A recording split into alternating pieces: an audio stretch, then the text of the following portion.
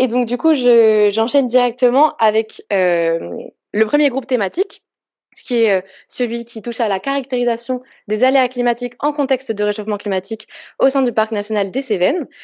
Euh, donc pour cette figure qu'on vous a déjà présentée, nous on va se concentrer sur l'aspect aléa climatique. Donc on va essayer de voir leur évolution dans le temps et comment ils se caractérisent. Et donc la problématique qu'on a choisie et sur laquelle on va travailler, c'est quels sont les espaces dans le PNC qui connaîtront les plus grands changements et comment ces changements vont se caractériser. Donc pour ça, on a d'abord choisi de travailler avec la base de données Digitalis, la version 3, pour des raisons de résolution spatiale assez fine, donc puisqu'on est sur une maille de 1 km, une résolution temporelle fine aussi, puisqu'on a des données mensuelles depuis 1961 et ce jusqu'à 2100. Et également une assez bonne prise en compte de la topographie grâce à différents indices. Donc pour le SSP, celui qu'on a choisi, on avait le choix entre donc 3,70 et 5,45 et pour les raisons que je viens d'expliquer, on a choisi le 3,70.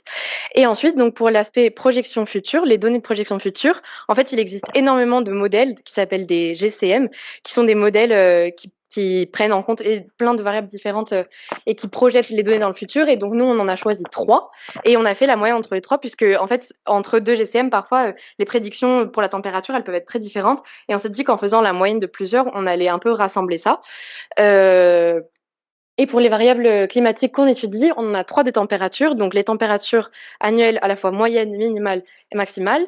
Pour les précipitations, on étudie le cumul de précipitations sur plusieurs types de saisons, donc soit annuelles, soit les précipitations automnales, les précipitations estivales et les précipitations en saison de végétation qu'on a définies comme début avril jusqu'à fin septembre.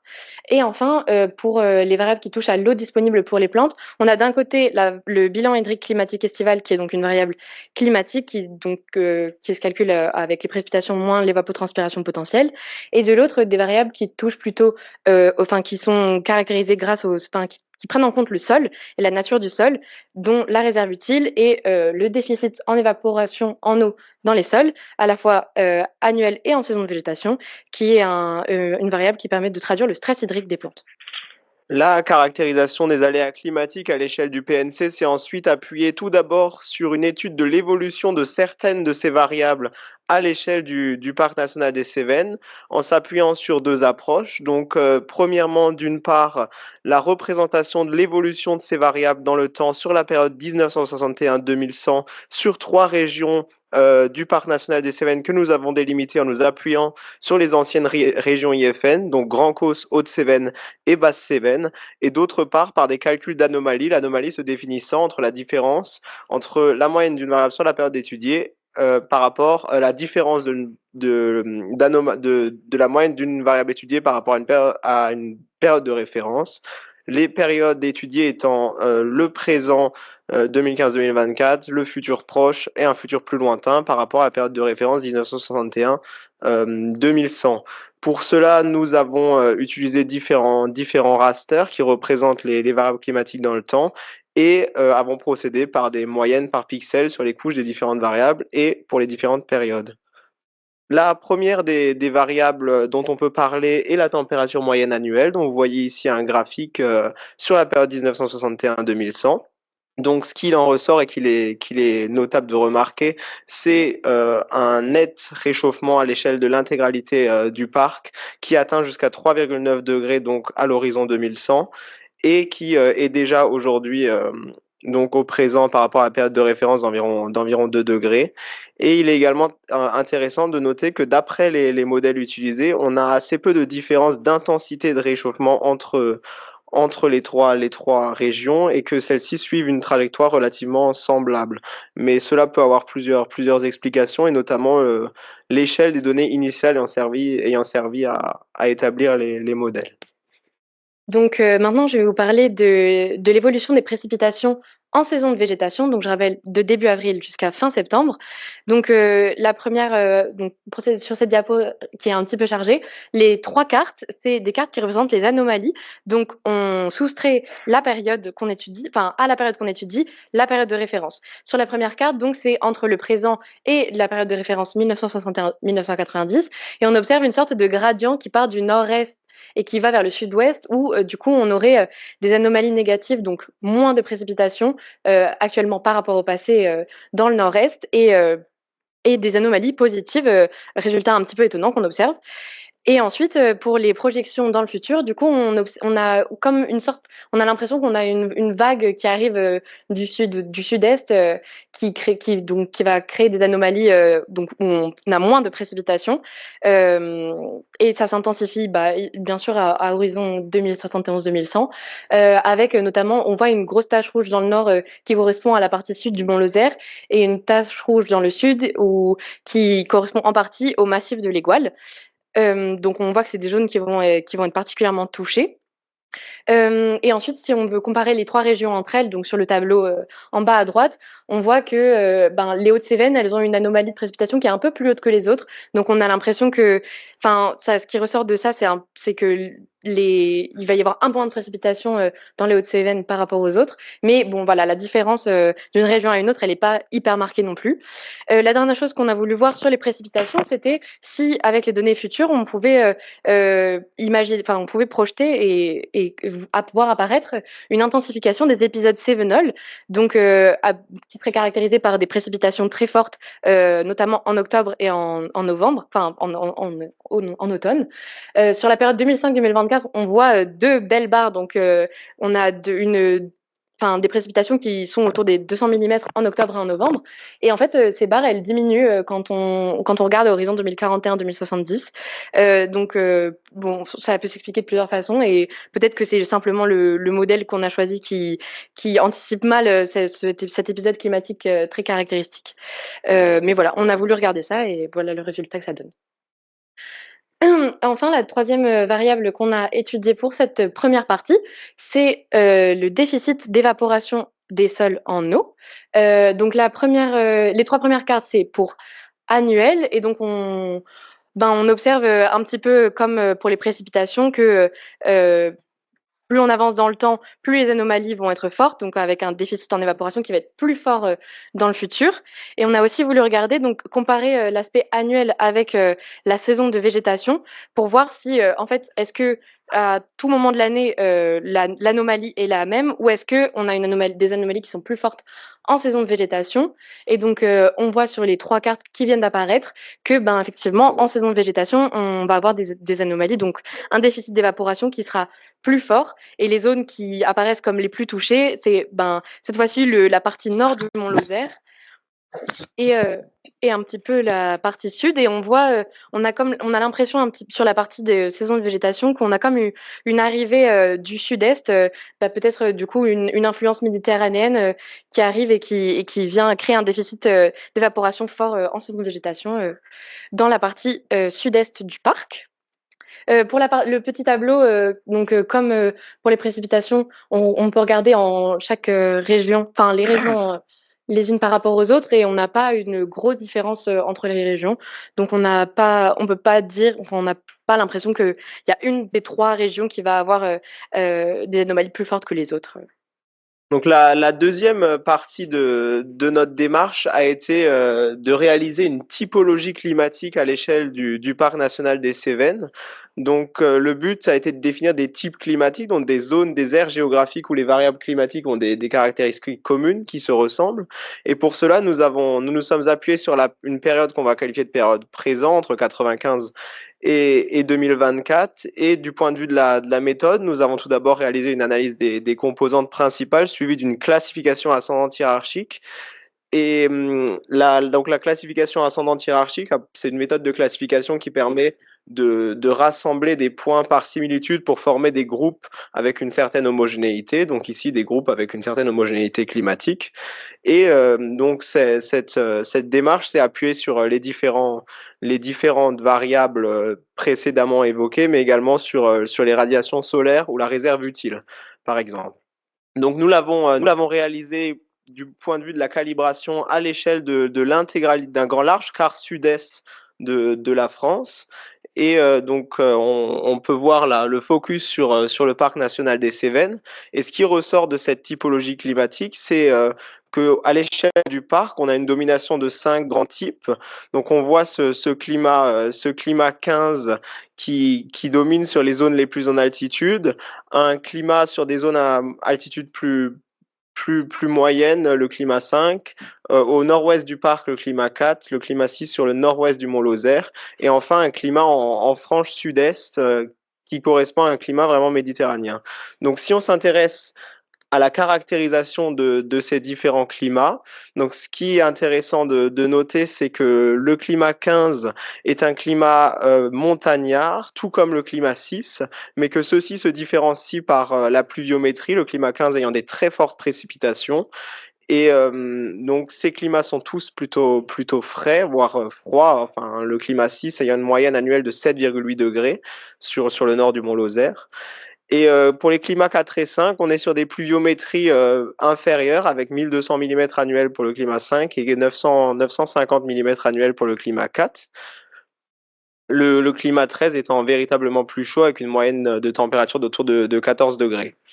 Donc donc ça c'est l'établissement dans le présent, et ensuite ce que nous avons fait, c'est que nous avons regardé ces types s'ils restaient les mêmes en reprojetant avec les données climatiques futures où seraient donc ces types sur la période 2041-2070. C'est ce que vous voyez sur la partie droite de la carte. Et donc ce qui est le plus remarquable, c'est pour ce type 15 qui était le montagnard à forte pluviométrie, il se retrouve uniquement maintenant au niveau du mont Lozère et du mont Aigoual, et on a une rupture de la continuité, alors que les climats à plus faible pluviométrie, donc le 4 et le 5, ont largement gagné du terrain sur ce climat 15. Mais il y aura plusieurs choses à discuter par rapport à tout ça.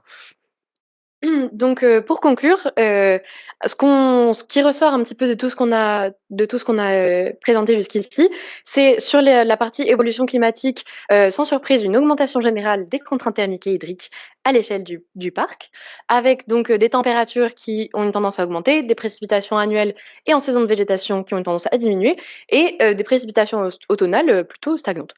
Et donc, dans les zones qu'on a identifiées, dont on a pu vous parler, qui sont les plus touchées, ben, on a observé principalement le massif de l'Aigoual et le Mont Lozère. Et pour ce qui est des limites de cette partie-là, a priori, nos données jusqu'à 2024, elles ont été testées, et du coup, là, c'est la troisième version de Digitalis. Donc, c'est des variables qui sont plutôt bien prévues. Par contre, à partir de 2025, évidemment, il y a des grosses incertitudes sur les projections, et c'est très dépendant à la fois des scénarios et des GCM. Et ben, même si on a voulu faire la moyenne de 3, c'est que 3 parmi la centaine qui existent. Et sur la partie typologie de climat, donc sur les types climatiques, on a une réduction de surface pour les types les plus montagnards, qui sont remplacés dans le futur, qui seraient remplacés par, a priori dans le futur, par des types moins pluvieux et plus chauds. On n'a pas observé une remontée des climats plus méditerranéens par le sud. Euh, le climat des Grands Causses, qui est un peu plus sec, donc gagne du terrain, c'est le bleu clair dont parlait Théo juste avant. Et sur les limites de cette partie-là, ben, on a le fait que certains résultats sont étonnants à grande échelle, je vais y revenir tout de suite, et que la méthode qu'on a utilisée, elle est donc ACP, CAH, AFD, elle est discutable, et enfin qu'il y a des incertitudes sur les données climatiques futures. Donc, on voulait revenir avec vous sur cette slide où on vous a présenté les types climatiques, parce qu'on a remarqué quand même quelques résultats qui sont étonnants, notamment le fait que le climat 13 remonte peu, alors qu'on aurait pu s'attendre à ce qu'ils prennent de l'ampleur. On a aussi l'apparition d'un climat 2, donc qui est un climat bleu foncé, et quand on regarde à grande échelle, on voit que c'est un climat qui est à plusieurs endroits de la carte, mais qui, par exemple, dans la vallée du Rhône, descend, ce qui est un peu étonnant. On aurait plutôt tendance à imaginer des climats qui remontent. Et on a aussi l'apparition du climat 10 à l'horizon 2041-2070. Donc c'est le climat qui est un peu orangé, et il est, donc si on regarde la carte à grande échelle, il est dans le massif de la Chartreuse et des Bauges, et il est aussi dans les volcans d'Auvergne et sur le plateau de Mille Vaches. Et c'est un climat qui est, donc si on regarde les grandes ellipses, qui est assez proche du climat 15 et du climat 5. Mais par contre, quand on regarde le déficit d'évaporation en eau, en fait, on a pour ce climat-là un déficit qui est nettement, qui est quand même inférieur. Donc pareil, ça c'est une donnée qui nous a semblé étonnante. Voilà, donc On voulait quand même vous présenter nos types climatiques parce qu'on trouve qu'à l'échelle du parc, ils ont du sens et ils ont l'air de s'expliquer de façon assez cohérente. Donc on voulait vous les montrer. Mais, mais voilà, à grande échelle, on a quand même des choses un peu étonnantes qui montrent soit les limites de notre méthode, enfin qui montrent qui peuvent montrer des limites, quoi. Voilà, on a fini sur une slide qui s'est téléchargée de façon assez étonnante. Mais est-ce que vous avez des questions? Donc voilà, juste on a fini pour le groupe thématique aléas climatiques et on vous propose de discuter de ce groupe-là avant de passer au suivant. Donc voilà, la parole est à vous. Je veux bien commencer. Donc, Baptiste du Parc National, je suis dans la salle avec quelques collègues et des partenaires du monde forestier. Quelques remarques et questions. Je voulais lire tout en bloc ou peut-être, quand il y aura des questions, peut-être moins en bloc. Juste une chose sur les épisodes Sevenol, les résultats peuvent paraître surprenants, mais je pense, sauf si quelqu'un qui s'y connaît mieux que moi me contredit, c'est que c'est assez. Les épisodes Sevenol on sait que la fréquence, l'intensité va augmenter, mais je crois que c'est typiquement quelque chose qui est extrêmement mal modélisé. Comme tout événement en fait extrême. Donc voilà, je pense qu'il faut prendre l'info avec pas mal de pincettes sur la réduction de ces petites barres là. Une remarque, question aussi, c'est qu'on voit dans vos graphes, quand vous présentez les évolutions de temps, de précipitation notamment, voir, je sais plus si vous pouvez remettre les slides sur les diapos 15-16. Ouais, c'est sur les précipitations et la suivante aussi. En fait, on voit que la variabilité est très forte à chaque fois sur la période passée et elle diminue. Ça se voit bien là, ça se voit encore mieux sur la slide d'avant, où la variabilité elle diminue fortement dans la période future. Donc, comment ça s'explique et est-ce que c'est pas juste simplement un biais de fait qu'on utilise des modèles et qui du coup forcément font du système de moyenne, etc. Donc là aussi c'est peut-être quelque chose qui peut paraître surprenant parce qu'on se dit que la variabilité elle risque d'augmenter d'autant plus à l'avenir. Donc voilà, petite question, petite remarque et question. L'autre petite chose, c'est quand vous faites les moyennes, du coup, sur les trois grandes sylvo-écorégions, voilà, c'est vrai qu'on vous montrait que ça change assez peu, enfin, c'est à peu près les mêmes évolutions selon les régions, mais c'est aussi que on voit que ces régions, elles sont pas forcément, c'est ce qu'on avait un peu discuté pendant le projet, que elles ont pas forcément de sens d'un point de vue purement climatique. Et donc c'est vrai qu'on voit d'ailleurs dans vos cartes qu'il y a du rouge en haut, en bas et pas au milieu, etc. Donc elles sont pas homogènes forcément d'un point de vue climatique, donc c'est pas surprenant qu'on moyenne des choses sur un territoire tellement grand qu'au final c'est les mêmes tendances, quel que soit le territoire qu'on regarde. Voilà. Et peut-être une dernière question sur les trois GSM que vous avez retenus. J'ai retenu aussi, vous avez précisé sur la centaine. Peut-être que vous n'avez pas eu le temps de l'aborder là, mais peut-être dans le rapport, ça vaudra le coup de le dire. C'est pourquoi ces trois-là et pas d'autres, et pourquoi pas plus aussi. Est-ce qu'en mettant plus, vous n'auriez pas eu des choses un peu plus lycées d'avoir votre réflexion sur ce choix-là, je trouve que ce sera intéressant, ça pourrait aussi nous éclairer. Voilà, désolé, il y a beaucoup de trucs d'un coup, on n'est pas obligé de répondre à tout, mais je vais livrer ça en vrac. Rapidement sur les GCM, je dirais que c'était lié à la disponibilité en données. En fait, c'est des données qu'on avait et on n'a pas ces données-là à l'échelle de la France pour énormément de GCM. Et c'est des couches une quantité de données qui est vraiment très lourde. Donc à chaque fois, pour télécharger, ça prend énormément de temps. Et ensuite, pour les traiter sur R et pour même si on a beau faire du redécoupage pour justement abaisser le poids des données, c'est un travail assez ardu. Donc voilà, on a choisi 3 GCM parce qu'ils étaient disponibles et que c'était en termes de poids de données ce qu'on était capable de traiter dans le temps imparti. Si quelqu'un d'autre veut autre chose. Donc pour les tendances. Moi je peux. Vas-y.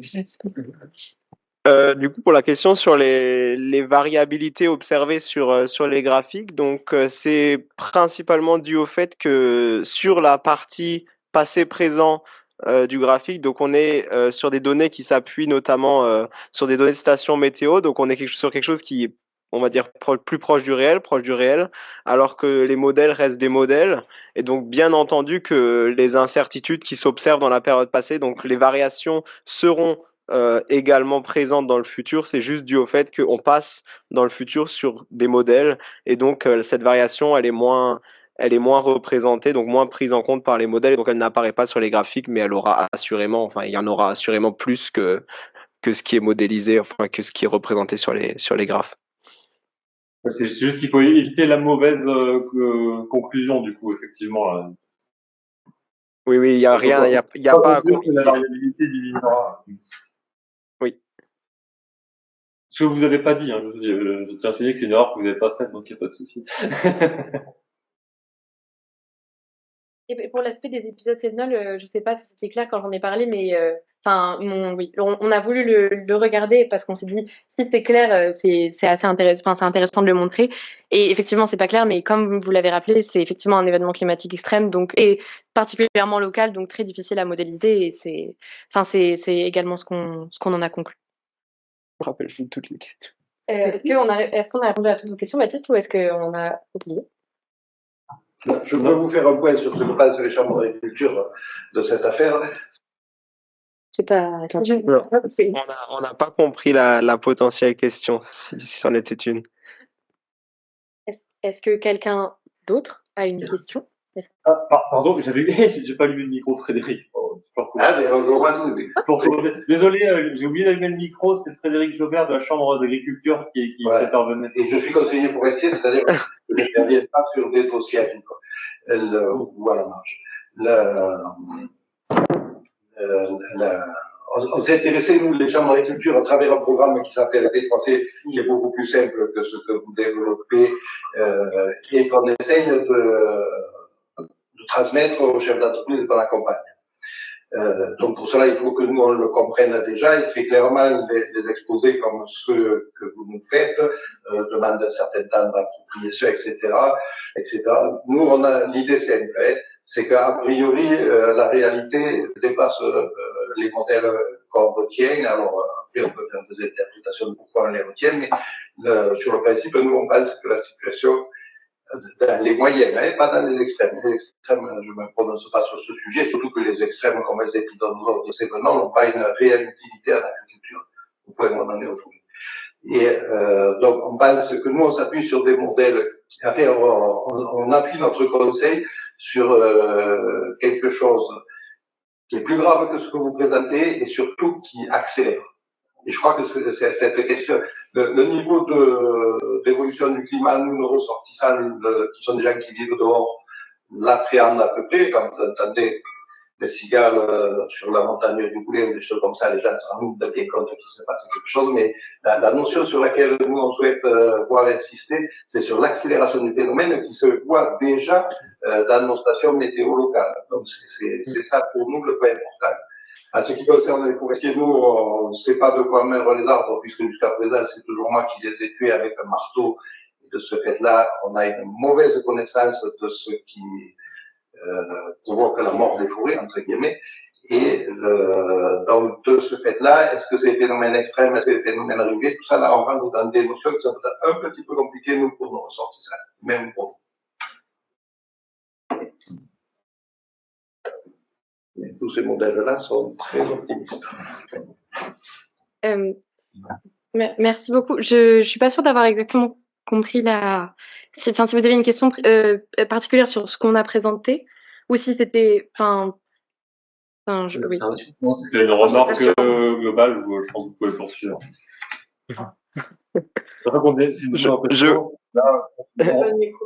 Merci. Je vois qu'il y a une main levée dans les personnes présentes. Oui, c'est moi. Bonjour à tous. Et je m'excuse, je suis arrivé en cours de présentation, je me suis trompé sur l'horaire. Je me posais une question là sur, du coup, la classification ascendante hiérarchique. C'est bien ça, si j'ai bien compris, qui vous a déterminé le nombre de types climatiques que vous avez. Je dis pas de bêtises. Oui. Et comment vous avez déterminé du coup ce nombre-là ce nombre de groupes climatiques au total? Euh, du coup, je. Vas-y, Aurélien. Vas-y, j'ai plus de termes précis. En fait, on a représenté le. Comment dire, c'est le nombre qui est le plus. On a représenté le graphe de. C'est quoi? C'est le pourcentage d'explication? Voilà, c'est l'inertie, voilà, en effet. On a représenté l'inertie, puis c'est là qu'on voit qu'on a une cassure de la courbe. Et donc, c'est le nombre qui était le plus pertinent pour diviser toutes nos données en 15 types climatiques, en fait. Ok. Et du coup, il vous reste beaucoup d'inertie résiduelle ou est-ce que vous êtes plutôt satisfait du pourcentage de variation que vous expliquez? On a combien de pourcents? C'était assez satisfaisant. Voilà, c'est juste en ordre de grandeur, quoi, pour savoir est-ce que vous êtes plutôt, est-ce que vous expliquez plutôt 5% ou est-ce que vous expliquez plutôt 80%, quoi, juste. Il me semble qu'on était à 85%. Ok. Voilà. Et si je peux faire une dernière question, l'ACP, du coup, j'ai pas compris ce que vous en faisiez précisément. Voilà, j'ai pas compris à partir de l'ACP ce que c'est du coup là votre dendrogramme, c'est sur des axes d'ACP que vous l'avez fait ou c'est, enfin voilà, j'ai pas compris. En fait, on fait la classification sur les axes factoriels de l'ACP. Voilà, c'est ça. On réduit la dimension du jeu de données, ensuite on fait la classification. Ok, d'accord. Et alors, du coup, enfin, juste en termes d'interprétation des axes, c'est des choses pour qu'on au moins peut-être les premiers axes là, c'est quoi? C'est de la précipitation, de la température, du déficit hydrique, c'est quoi? C'est déficit d'évapotranspiration, bilan hydrique climatique, et la température aussi est corrélée à l'axe factoriel numéro 1, à la première dimension. Ok, merci. Voilà. Je crois que Sylvain avait une question. Oui, bonjour. Désolé, je suis arrivé tard. J'ai essayé de me connecter sur mon téléphone. Ça marchait pas. Donc, il a fallu que j'arrive au bureau pour me connecter. Donc, j'ai loupé la présentation, mais je me permets de réagir par rapport à cette diapo. Effectivement, on peut regarder l'histogramme d'évolution de l'inertie pour voir s'il y a une rupture ou un seuil. Moi, j'aime bien quand je fais ce genre de travail, essayer de voir si je retrouve dans la partition des climats telle qu'elle est, des frontières dont je connais déjà l'existence, soit par de la donnée climatique, soit par de la donnée indirecte, notamment la présence de certaines plantes. Même en plaine, on a la chance d'avoir des plantes qui sont plus continentales ou qui ont des comportements un peu montagnards, et on arrive à avoir des fois des climats qui se superposent bien avec ces ruptures climatiques qui peuvent, dans certains cas, correspondre à des régions naturelles. Bon, là, comme j'ai pas suivi le reste, je m'en tiendrai à ça. Et de travailler sur les axes factoriels, ça permet souvent d'avoir une CH un petit peu plus performante. Voilà, c'est pour ça aussi que moi, je conseille ça. Entendu, merci. Je pense qu'on arrive au bout du temps qui était alloué à notre groupe, donc ça va être au groupe suivant de passer, mais bien entendu, si vous avez la moindre question sur notre partie, notre travail, c'est possible de nous contacter, d'avoir des échanges a posteriori, voilà. Et à la fin également. Merci.